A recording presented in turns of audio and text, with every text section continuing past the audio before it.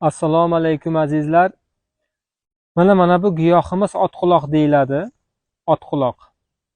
Otquloqni mana shunaqa yoshroq paytida olib, maydalab, ismaloq, jag'jag'lar bilan qo'shib somsa qilib yesa, buning o'sha vitaminlarga to'yinish uchun juda katta nafi bor. Otquloqni qon to'xtatishlik uchun qo'shimcha zborlarga qo'shsa bo'ladi. Bunimiz otquloq. Mana bu qari qiz, lapuq deyiladi mana. Lapuq. Mana bu qo'limizdagi esa bu qari qiz lapuq bo'lsa, mana bu otquloq mana. Otquloq bilan lapuq, ya'ni qari qizni mana bir joyda o'sib turganini farqlasa bo'ladi. Mana bu ilon tili, xalq tilida kitobdagi nomi zubturum. Podorожник большая deyiladi bu. Mana bu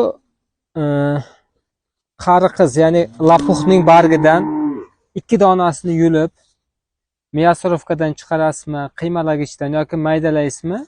Shuni maydalab turib, mana bu podorожник, ya'ni zubturumni ham maydalab turib, ikkalasini atala qilib, sal ilitib, sedan yog'i qo'shib turib yoki sedan yog'i qo'shmasdan turib, yaxshi ishlamayotgan tizzalar bo'ladi, bo'g'im. Tizza yaxshi ishlamayapti, og'riyapti, bo'g'inlar og'riyapti, bo'g'inlar.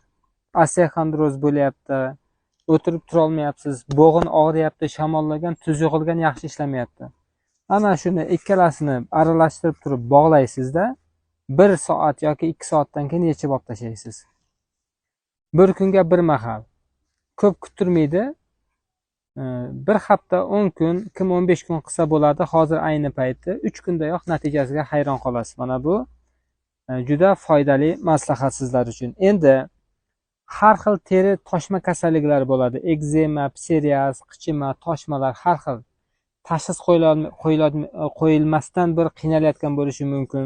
Misol uchun doktorga borganingizda har qanday toshma teri kasalliklarida qari qiz ildizini kovlab olib, maydalab turib kesib, kecha soat 10-11larda 1 osh qoshiqini yarim litr qaynab turgan suvga solib 20 minut qaynatib, ertalabgacha tindirib qo'yingda, ertasi kuni kun bo'yi suzib olib ichib yuring. Kam-kamdan 15 kun iching.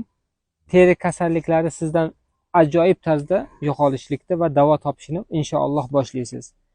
Endi buni ichayotgan paytda teri kasalliklari uchun rastoropsha doni bo'ladi, bug'doy sifat.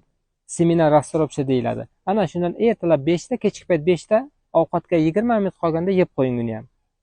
Mana shuni bajaring, ana shu aytganini qiling, ajoyib naf topasiz. Rahmat e'tiborlaringiz uchun.